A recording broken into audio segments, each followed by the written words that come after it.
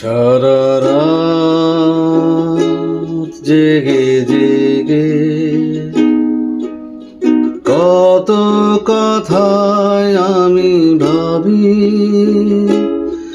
আপনি কেন বোঝে না, তাই ঘুম আসে না। আপনি কেন বোঝে না, তাই ঘুম আসে না।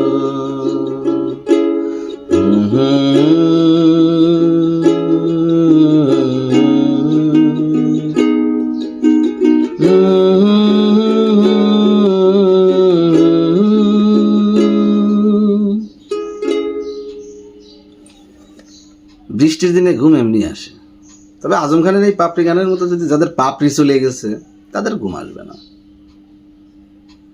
আবার যাদের প্রচন্ড টেনশন আমার মতন, তাদের ঘুম আরো আসবে না।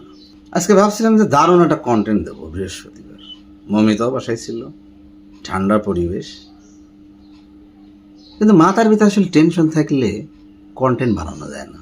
ছোটবেলায় মারে দেখতাম টেনশন করতে, তা আমি কতাম যে মা এত টেনশন করিস কিসের জন্য?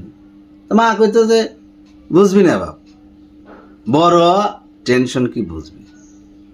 তা আমি কতাম যে টেনশন বুঝবো না কিসের জন্য, এত টেনশন করার দরকার, টেনশন করো না।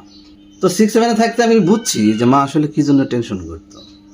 তো 6-7 থাকতে আমাদের বাড়িতে উপার্জনক্ষম মানুষ খুব কম ছিল। একটা সময় দীর্ঘ সময় লয়া ভাই সাপোর্ট দিত। লয়া ভাই তখন সাংবাদিকতা শুরু করছে দিনকালে, তো ওনার টাকাই বলা চলে সংসার চলতো। বাড়িতে মেয়ে ভাই টিউশনি করতো, আর সব ভাই বিরাদেরই বলা চলে লেখাপড়ার মধ্যে, কেউ কারো লেখাপড়া শেষ হয়ে গেছে, কেউ চাকরি বাকরি ট্রাই করতেছে। ওই সময় একটা টানাটানির অবস্থা ছিল। তো মা তখন, আমি গ্রামে বসে, মা তখন আমাদের চিঠি লাগতো, যে নজরুলের কাছে একটু চিঠি লাগতো, চিঠির গদ আগে রেডি কর। তা আমি বললাম, আমি মাঝে মধ্যে বিরক্ত হইতে মাঝে মধ্যে লিখে দিতাম। দেখতাম যে লেখার কেউ নেই, শান্ত বেশি ছোট, উজ্জ্বল ভাই চলে গেছে তখন ইন্টারমিডিয়েট সেকেন্ড ইয়ারে পড়ে, সব দায়িত্ব বাড়ির আমার। তখন তো ওই সিটি লিখবে বসে যায়, মার সিটি লিখবে বসে যায়, আমি বুঝতাম যে মা কি জন্য টেনশন করতো। তো মা কইতে যে সিটির গদ লেখতো আগে, তো গদ লেখতাম, গদ বাবা নজরুল, পত্রে আমার দোয়া নেই। আশা করি আল্লাহর অশেষ কৃপায় পরিবারের সবাইকে নিয়ে ভালো আছে, আমরাও এক প্রকার আছি। যাই হোক,